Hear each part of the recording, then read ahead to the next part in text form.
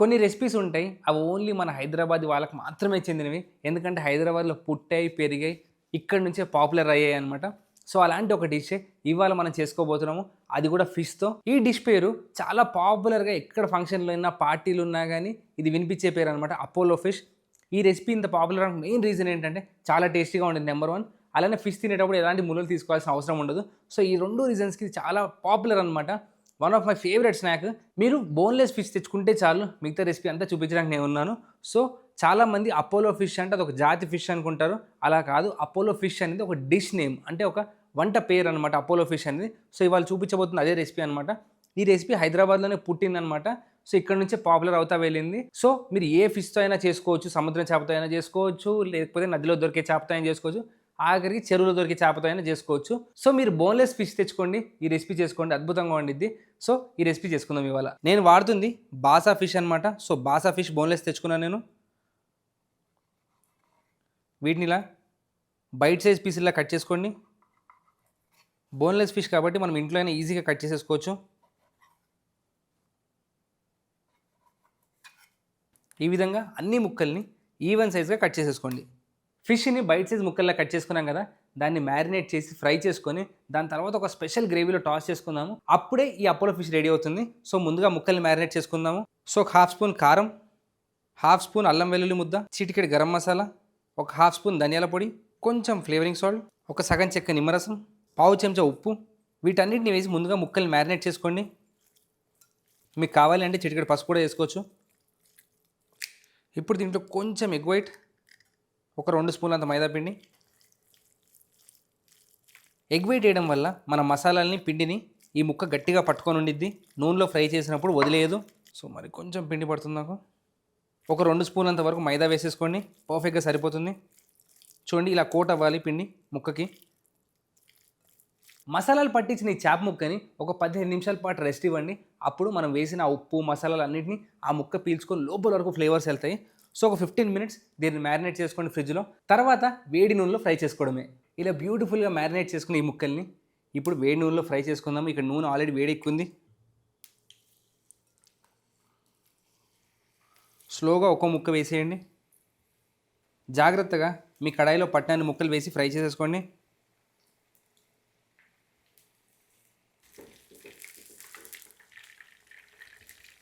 ఇలా వేసుకొని ఈ చేప ముక్కల్ని ఒక 3 నుంచి 4 నిమిషాల వరకు అన్ని పక్కలా తిప్పి మంచిగా కాల్చుకోండి. ఇలా పర్ఫెక్ట్గా ఫ్రై అయిన తర్వాత ముక్కల్ని తీసి పక్కన పెట్టేసుకోవడమే. ఒక పేపర్ నాప్కిన్ పైన వేసేయండి ముక్కలన్నింటినీ తీసి.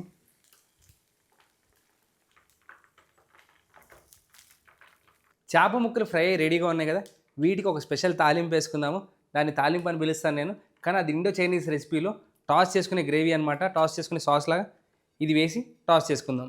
ఇప్పుడు మనం చేసుకునే ఇండో చైనీస్ సాస్ చాలా డిష్‌ల్లో ఫెమిలియర్‌గా కనిపిస్తుంది. అది మంచూరియా అయినియండి, లేకపోతే చికెన్ 65 హైదరాబాదీ స్టైల్ అవనివ్వండి, చికెన్ మెజెస్టిక్ అవ్వనివ్వండి, లేదు అనుకుంటే అపోలో ఫిష్ అవనివ్వండి. వీటన్నిటిలో బేస్ ఏంటంటే ఫ్రెష్ అల్లం వెల్లుల్లి వీటన్నిటిని నూనెలో ఫ్రై చేసి ఒక మంచి పెరుగులో టాస్ చేసుకొని ముక్కలు నల్ల కలిపేసుకుంటే మన కట్టామిట్టాగా కారం కారంగా అద్భుతమైన టేస్ట్ వస్తుంది. సో, సేమ్ టెక్నిక్ అనమాట ఇక్కడ వాడేది. ఇక్కడ ప్యాన్లో కొంచెం నూనెలో అల్లం ముక్కలు, అలానే సన్నగా చాప్ చేసిన వెల్లుల్లి, అల్లం వెల్లుల్లి ఎంత ఫ్రెష్గా చాప్ చేసి వేసుకుంటే అంత టేస్టీగా ఉండిద్ది.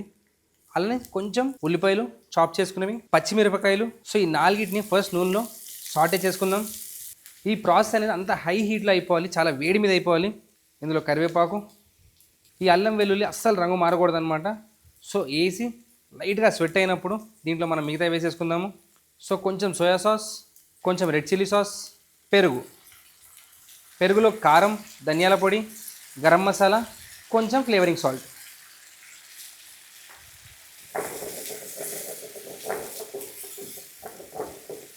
సో, ఈ సాస్లో కొన్ని నీళ్ళు, అలానే కొంచెం నిమ్మరసం.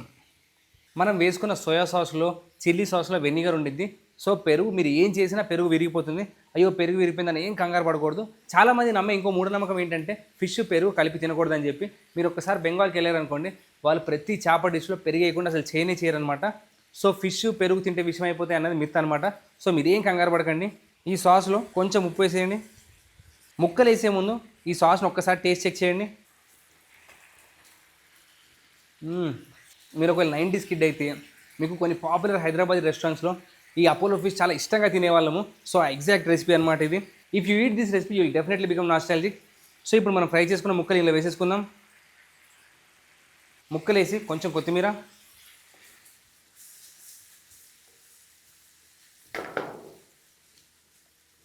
ముక్కలు వేసిన తర్వాత కూడా హై హీట్లో మనం ఈ పెరుగు మసాలా అంతా ముక్కలు పీల్చుకునేలా కుక్ చేసుకోండి. చూడండి ఆ బ్యూటిఫుల్ షైన్, అక్కడక్కడ అల్లం వెల్లుల్లి పచ్చిమిరకాయలు కరివేపాకు తగులుతూ అద్దిరిపోతుంది ఇది. దీన్ని జస్ట్ ఇంకో 30 సెకండ్స్ కుక్ చేసుకుంటే సరిపోతుంది.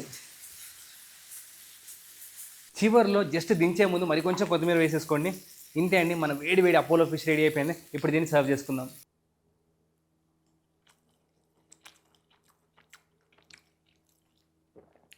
చాలామందికి ఫిష్ తినేటప్పుడు దాంట్లో ఒక హాఫ్ స్మెల్ వస్తుంది, ఆ నీచు వాసన వస్తుందని భయపడతారు కదా, వాళ్ళకి ఈ డిష్ తినిపించండి. అసలు వాళ్ళు ఫిష్ తింటున్నారని డౌట్ వాళ్ళకే వచ్చింది. అస్సలు స్మెల్ రాదనమాట. ఇది అంత టేస్టీగా ఉండేది డిష్. మీరు ఈ డిష్ తినగానే 90స్లోకి వెళ్ళిపోతారు, నాది గ్యారంటీ. తప్పకుండా ట్రై చేయండి సింపుల్ అపోలో ఫిష్ని. చెప్పాను కదా, మీరు ఏ ఫిష్ అయినా బోన్లెస్ ఫిష్ తెచ్చుకొని ఈ రెసిపీ చేసుకోండి, అద్భుతంగా ఉండిద్ది. కింద డిస్క్రిప్షన్లో డీటెయిల్ రెసిపీ రాశాను. సో తప్పకుండా ట్రై చేయండి సింపుల్ రెసిపీని.